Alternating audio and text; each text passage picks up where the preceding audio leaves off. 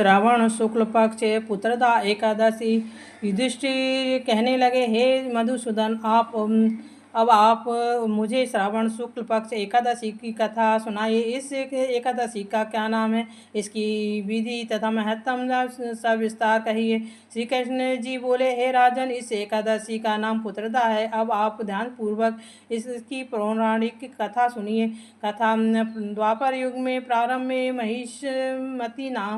मती नाम की एक नगरी में महिषजीत नाम का एक राजा राज करता था, और परंतु पुत्रहीन होने के कारण वह राजा सदैव दुखी रहता था, चिंताग्रस्त रहता था। उसे वह राज दुखमयी प्रतीत होने लगा था। पुत्र प्राप्ति के लिए राजा ने अनेक उपाय किए, परंतु राजा को पुत्र की प्राप्ति नहीं हुई। वृद्धावस्था को आते देख राजा ने अपने प्रजा के प्रतिनिधियों को बुलाकर कहा कि हे प्रियजनों, मैंने इस जन्म में तो कोई पाप किया हो, ना ही मेरे खजानों में अन्याय से उपार्जन किया हुआ धन है। मैंने ना तो कभी देवताओं तथा ब्राह्मणों का धन छीना है, और ना ही किसी देवता की धरोहर ली है। मैंने प्रजा को सदैव पुत्रवत पाला है। मैंने अपराधियों को पुत्र और बंदियों की तरह दंड दिया है। कभी किसी से घृणा नहीं की, सबको समान माना है। इस प्रकार धर्म युक्त राज करते हुए भी मेरे पुत्र नहीं है, इसीलिए मैंने अत्यंत दुख पा रहा हूँ। इसका क्या कारण है? राजा महिषजीत की इस बात को विचारने के लिए मंत्रीगण तथा प्रजा के प्रतिनिधि वन में गए, और वन में जाकर वे राजा के हित के लिए किसी श्रेष्ठ तपस्वी की खोज में लग गए। इतने में एक इस आश्रम में उन्होंने एक अत्यंत वयोवृद्ध धर्म के ज्ञाता, बड़े तपस्वी, जितेंद्रिय, समस्त शास्त्रों के ज्ञाता महात्म लोमस मुनि को देखा। तब सबने जाकर ऋषि को प्रणाम किया और उनके सामने बैठ गए। महर्षि लोमस त्रिकालदर्शी थे, अर्थात वह तीनों लोगों की बात जानते थे। उन लोगों को देखकर लोमस ऋषि ने पूछा कि आप लोग किस कारण यहाँ हैं। निसंदेह में आप लोगों की समस्या के लिए हितकर कार्य करूँगा। लोमस ऋषि के ऐसे वचन सुनकर सब लोग बोले, हे महर्षि, आप अंतर्यामी हैं तथा आप हमारी बात जानने में ब्रह्मा जी के समान समर्थ है, तथा आप हमारे इस दुख को दूर कीजिए। इस समय हमारे राजा महिषजीत पुत्रहीन होने के कारण अत्यंत दुखी है।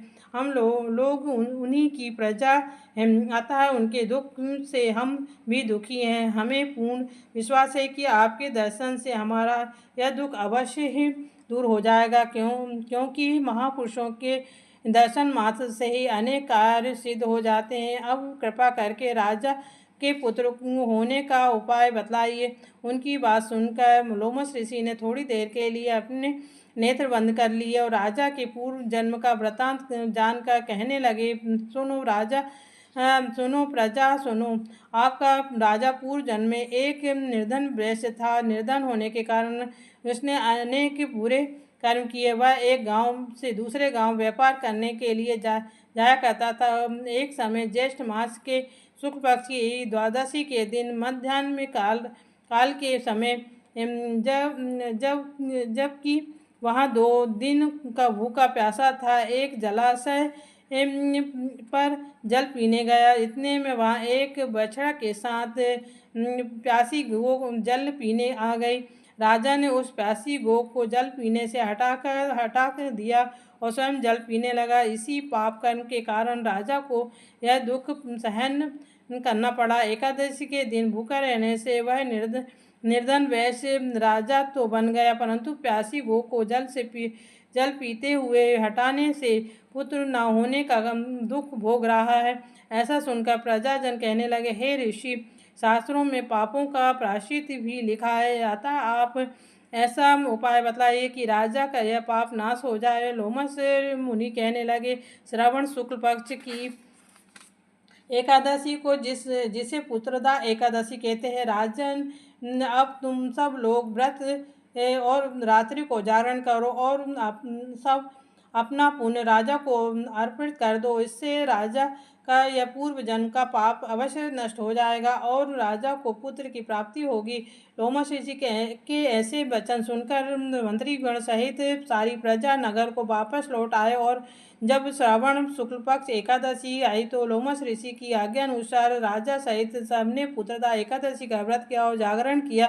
इसके पश्चात द्वादशी के दिन भगवान से प्रार्थना की कि उनके इस व्रत के का फल राजा को मिले। उस पुण्य के प्रभाव से रानी गर्भवती हो गई और प्रसव काल से समाप्त होने के बाद उसका एक बड़ा तेजस्वी पुत्र उत्पन्न हुआ।